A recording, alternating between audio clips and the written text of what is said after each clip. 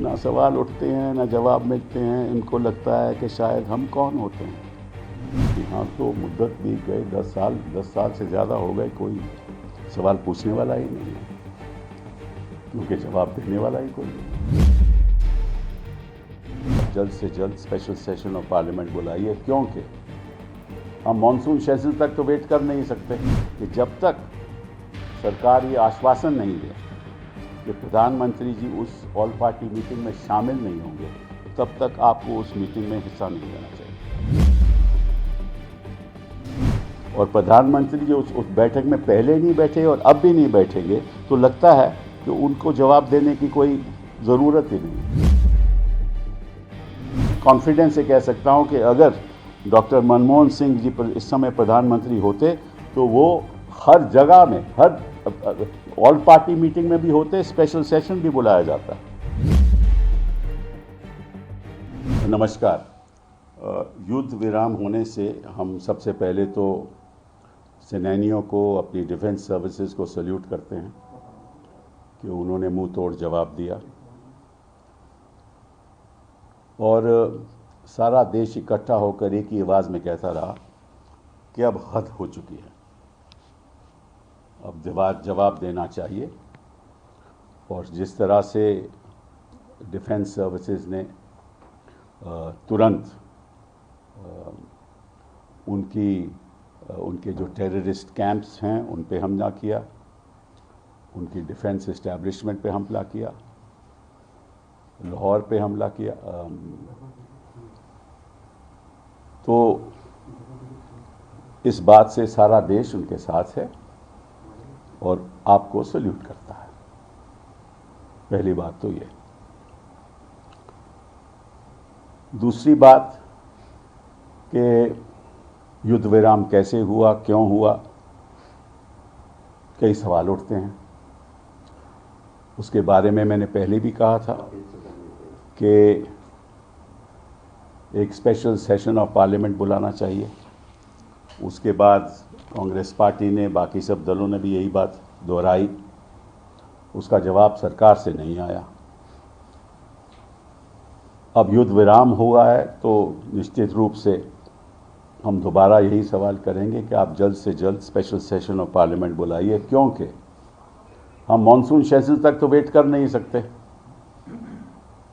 अभी तो उसमें कई महीने बाकी हैं और सवाल उठते रहेंगे और अगर जवाब नहीं मिलेगा तो जो वातावरण है उसमें करवाहट आ जाएगी। हम नहीं चाहते कि वातावरण में करवाहट आए। स्पेशल सेशन का अगर ऐलान करते हैं तो बहुत अच्छी बात है। पिछली बार आपको याद होगा कि जब 26 लोगों को बेरहमी से पहलगाम में मारा गया और टेररिस्ट ने मारा, उस समय उसके बाद ऑल पार्टी मीटिंग हुई और मैंने पहले भी कहा था कि मुझे तो अच्छा नहीं लगा कि इतना बड़ा हादसा हुआ हो, इतना बड़ा आक्रमण हुआ हो, जहां 26 लोगों की मृत्यु टेररिस्ट के हाथ हो गई हो और मंत्री जी उस बैठक में शामिल नहीं थे। उनको शायद ये लगता था कि बिहार की इलेक्शन ज़्यादा महत्वपूर्ण है। फिर वो बॉलीवुड भी गए, केरला भी गए। शायद उनको लगता है कि कहीं भी हादसा ऐसा हो जाए, चाहे मणिपुर में जो भी हो जाए, जाना ज़रूरी नहीं है। और मैंने ये भी सुना है कि पहलगाम में उनका उनको जाना था और वो भी पहलगाम में नहीं गए। उन्होंने अपना जो फैसला था जाने का वो वापस ले लिया, वहाँ नहीं गए। मालूम नहीं क्यों नहीं गए। तो इन चीज़ों पे सवाल उठते हैं और मुश्किल ये है कि कोई सवाल देने वाला है, जवाब देने वाला है नहीं। हाँ? तो ना सवाल उठेंगे ना जवाब मिलेंगे, तो ना सवाल उठते हैं ना जवाब मिलते हैं, इनको लगता है कि शायद हम कौन होते हैं। ये अच्छी बात नहीं है। अब आप डोनाल्ड ट्रंप को भी देख लीजिए, रोज़ के रोज़ वो प्रेस के सामने आते हैं, रोज़ के रोज़ जवाब देते हैं। उनको जवाब भी बड़े, उनके सवाल भी बड़े करवाहट होते हैं, फिर भी जवाब देते हैं। यहाँ तो मुद्दत भी गए 10 साल से ज़्यादा हो गए, कोई सवाल पूछने वाला ही नहीं है, क्योंकि जवाब देने वाला ही कोई नहीं है। दूसरी बात, ये जो मैं देख रहा हूँ कि यूएस प्रेसिडेंट ने, डोनाल्ड ट्रंप साहब ने ये कहा है, and I quote, I am very proud of the strong and unwavering powerful leadership of India and Pakistan. I am proud that the USA was able to help you arrive at this historic and heroic decision. While not even discussed, I am going to increase trade substantially with both of these great nations. Additionally, I will work with you both to see if after 1,000 years a solution can be arrived at concerning Kashmir. तो इस tweet पे भी बड़े सवाल उठते हैं। वो कहते हैं कि और ये उनके जो सेक्रेटरी ऑफ स्टेट हैं रूबियो साहब, उन्होंने कहा है कि भाई पिछले 48 घंटों में बातचीत होती रही। डोनाल्ड ट्रंप ने भी यही कहा है और वाइस प्रेसिडेंट वैंस ने भी उसको दोहराया है। तो हुआ क्या, कैसे हुआ, क्यों हुआ, क्या बातचीत हुई, इसके बारे में तो कोई चर्चा है नहीं, हमें मालूम नहीं है।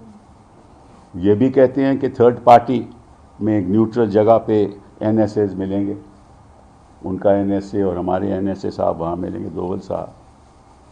और उधर जो वैंग यी हैं, जो चाइना के फॉरेन मिनिस्टर हैं, उन्होंने भी बात की हिंदुस्तान से कि यहाँ मतलब कि जो, क्योंकि सिचुएशन है नहीं है ना कि दोनों ही एक न्यूक्लियर देश हैं, तो कोई अंतर्राष्ट्रीय स्तर पर नहीं चाहता कि कोई युद्ध ऐसा हो। मुझे याद है इनफैक्ट 2022 में जब प्रधानमंत्री जी पुतिन साहब को मिले, उन्होंने कहा कि इस युद्ध के दौर में कोई जंग नहीं हो सकता। तो ये तो प्रधानमंत्री भी जानते थे कि युद्ध में दौर में कोई जंग नहीं हो सकता। तो फिर उस पर भी सवाल उठेंगे। तो हम आज कोई आलोचना नहीं करेंगे, क्योंकि ये वक्त आलोचना का नहीं है। हम इतना ही कहेंगे कि आप स्पेशल सेशन बुलाइए, हम इतना ही कहेंगे कि स्पेशल एक ऑल पार्टी मीटिंग बुलाइए। और मैं राजनीतिक दलों से मैं सलाह तो दे नहीं सकता, बट इतना कहना चाहता हूं कि जब तक सरकार ये आश्वासन नहीं दे कि प्रधानमंत्री जी उस ऑल पार्टी मीटिंग में शामिल नहीं होंगे, तब तक आपको उस मीटिंग में हिस्सा नहीं लेना चाहिए, क्योंकि वो प्रधानमंत्री जी हैं।